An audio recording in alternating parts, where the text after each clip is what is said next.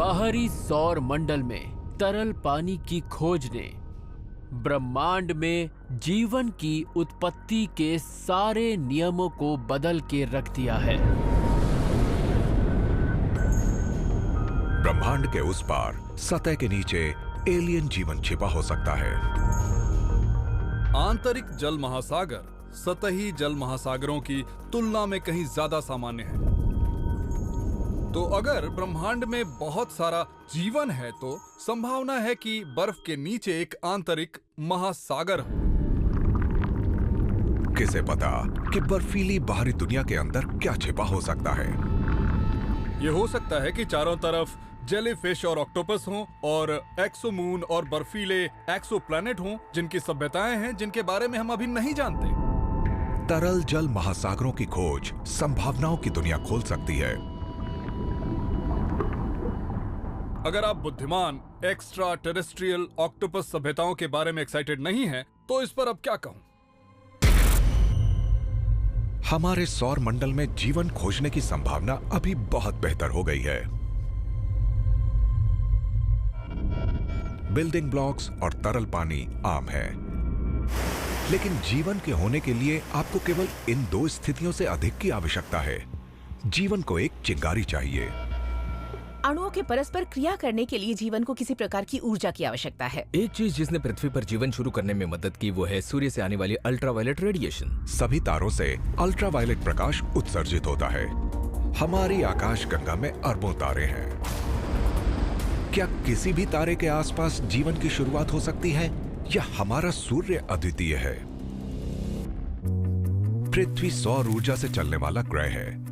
खाद्य श्रृंखला के निचले भाग में पौधे फोटोसिंथेसिस का उपयोग सूर्य के प्रकाश को केमिकल एनर्जी में बदलने के लिए करते हैं, जो हमारा भोजन बनता है। मुझे घास खाना पसंद है, खास तौर से गेहूं, और मुझे उस घास को खाने वाले जानवर से बना अजीब हैमबर्गर भी पसंद है। ये पूरा इकोसिस्टम सिर्फ धूप से संचालित होता है। लेकिन हाल के अध्ययनों ने इस बात पर नई रोशनी डाली है कि हमारे सूर्य से जीवन कैसे विकसित हुआ, विशेष रूप से अल्ट्रावायलेट प्रकाश की भूमिका। अल्ट्रावायलेट रेडिएशन अणुओं को तोड़ने और रिएक्शंस को शुरू करने के लिए उपयोगी है।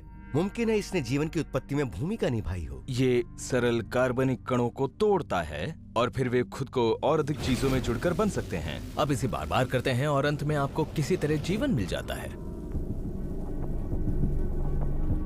वैज्ञानिकों का मानना है कि पृथ्वी पर जीवन की शुरुआत करीब 4 अरब साल पहले हुई थी।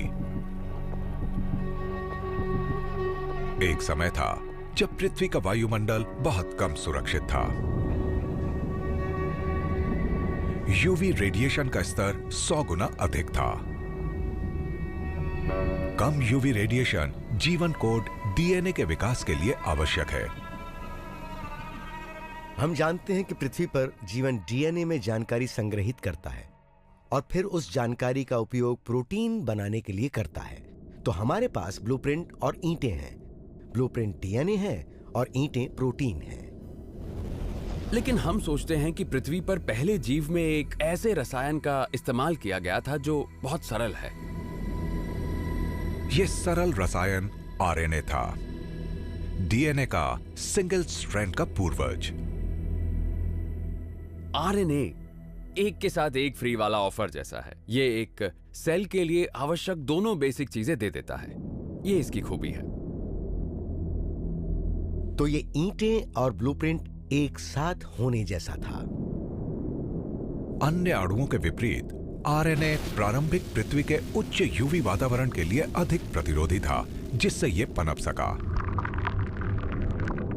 आरएनए अंततः डीएनए में विकसित हुआ और जीवन शुरू हुआ।